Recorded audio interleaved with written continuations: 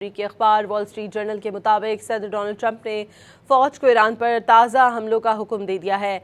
America और Israel Iran पर मुश्तरका हमले करेंगे। वॉल स्ट्रीट जर्नल के मुताबिक अमेरिका और इजराइल ईरान की तवानाई तनसीबात पर हमले का मंसूबा बना रहे हैं। इन हमलों का मकसद तेहरान को घुटने टेकने और मुज़ाकरात की मेज़ पर लाना है।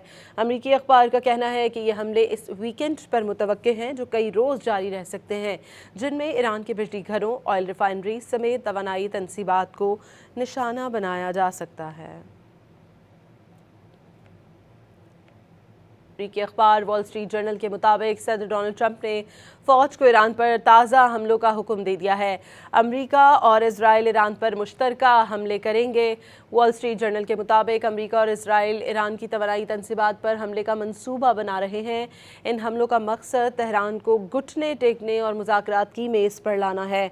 अमेरिकी अखबार का कहना है कि ये हमले इस वीकेंड पर मुतवक्के हैं जो कई रोज़ जारी रह सकते हैं, जिनमें ईरान के बिजली घरों, ऑयल रिफाइनरी समेत तवानाई तनसीबात को निशाना बनाया जा सकता है।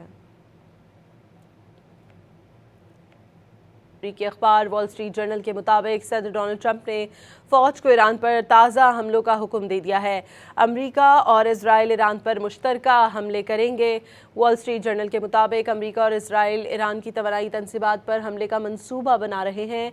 इन हमलों का मकसद तेहरान को घुटने टेकने और मुज़ाकरात की मेज़ पर लाना है।